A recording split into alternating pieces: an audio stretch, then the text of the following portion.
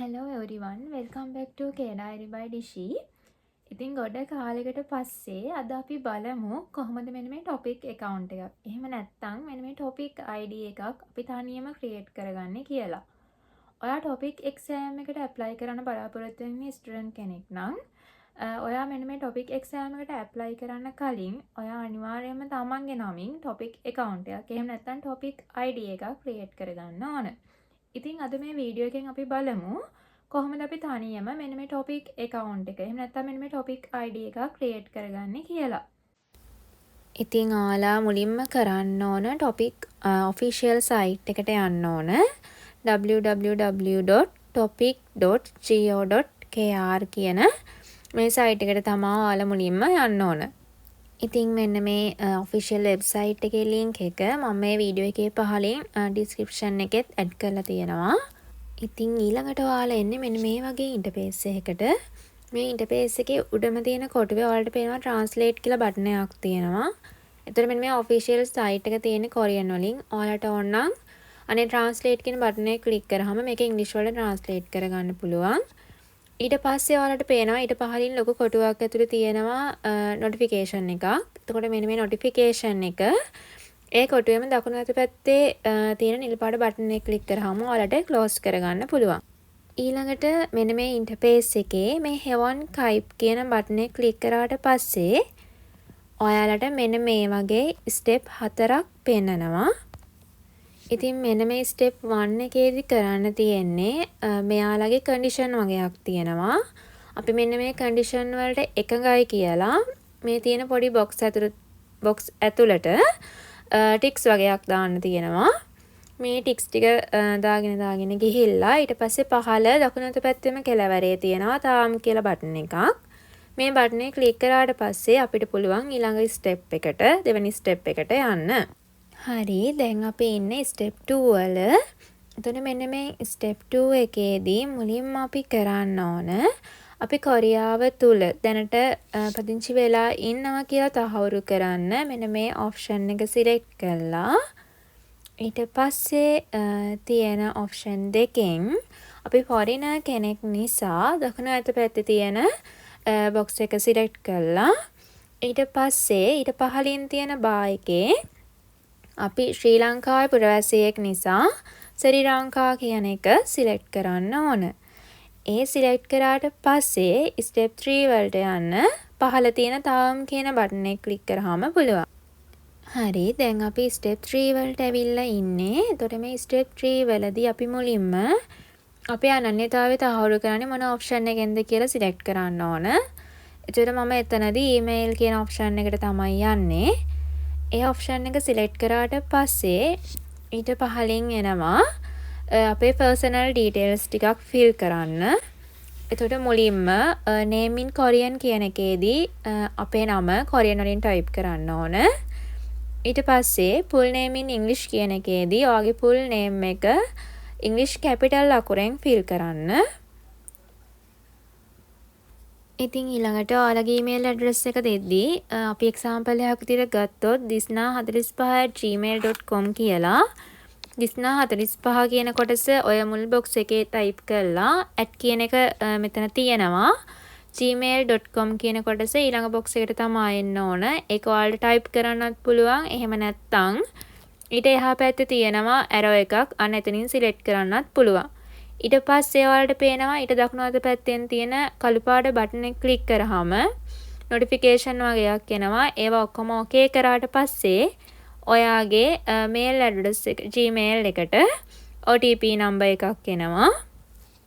හරි ඊට පස්සේ ඔයාලට verification code එක මෙන්න මේ verification code කියන බා එකේ type කරලා ඉන්චන් හගි කියන දකුණු අත පැත්තේ තියෙන බටන් එක ක්ලික් කරාට පස්සේ notifications එන ඒවට okay දෙන්න.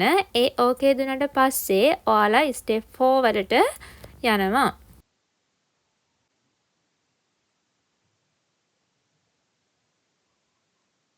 ඊට පස්සේ මෙන්න මේ step 4 එකේදී අපිට තියෙන්නේ ID එකක් create කරගන්න.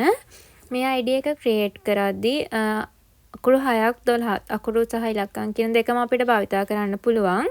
එතකොට අකුරු සහ ඉලක්කම් මේ දෙකම 6ත් 12ත් අතර ප්‍රමාණයක් ඇතුළත් කරලා තමා මේ ID එක අපි ක්‍රියේට් කරගන්න ඕන. ඒ ක්‍රියේට් කරගත්තට පස්සේ ඊට එහා පැත්තේ දකුණු පැත්තේ තියෙන බටන් එකෙන් අපිට පුළුවන් මෙන්න මේ ID එක availability එක check කරගන්න. ඊට පස්සේ ඒක okay නම් උඩින් අපිට notification එකක් එනවා okay කියලා. ඊට පස්සේ password එකක් create කරගන්න ඕන.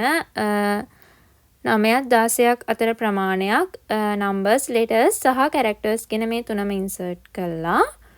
ඊට පස්සේ ඊට පහලින් අපි කලින් දීපු details අනුව අපේ full name in English ඒ වගේම name in Korean කියනම අප්ඩේට් වෙලා තියෙනවා.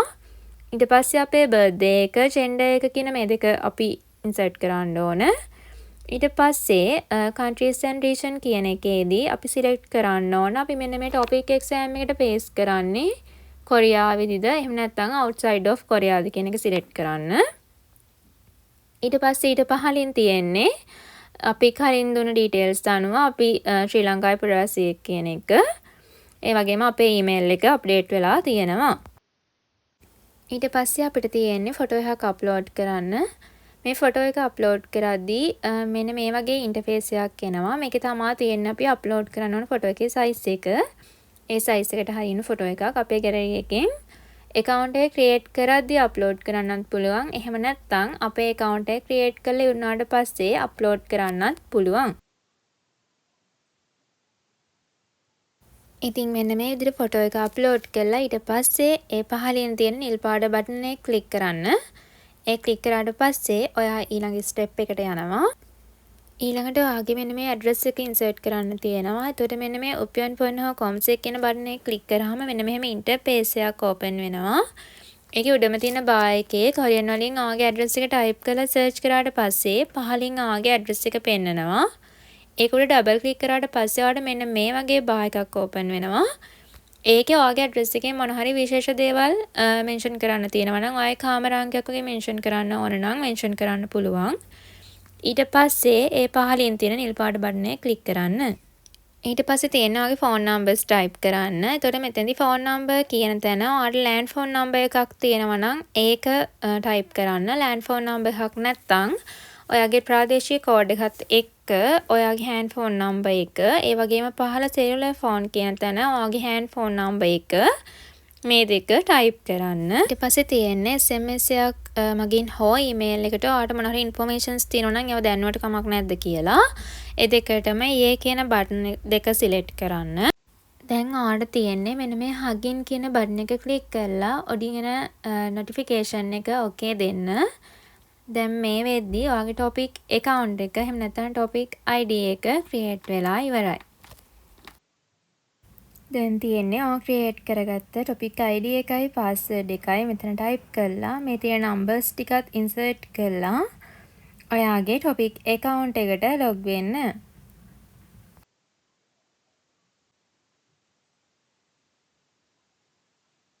ඔයා create කරපු ID එකයි password එක ගහලා log වුණාට පස්සේ මෙන්න මේ වගේ ඉන්ටර්ෆේස් එකක් තමයි ඔයාගේ topic account එකේ බලා ගන්න පුළුවන්. ඉතින් ඔයා topic account එක create කරද්දී ඔයාගේ ෆොටෝ එක අප්ලෝඩ් කරගත්තේ නැත්නම් මේකේ උඩම තීරුවේ පෙන්නන my page කියන තැනට ගිහිල්ලා ඊට පස්සේ එතන පහළ තියෙන Iwon Chombo Sujon කියන එක ක්ලික් කරාට පස්සේ ඔයාට පුළුවන් ඔයාගේ ෆොටෝ එක අප්ලෝඩ් කරගන්න. ඔයා ෆොටෝ එකක් අප්ලෝඩ් කළා නැත්නම් ඉතින් මෙන්න මේ විදිහට තමයි ඔයා account එක create කරාට පස්සේ ඔයාගේ ෆොටෝ එක අප්ලෝඩ් කරගන්න පුළුවන් වෙන්නේ.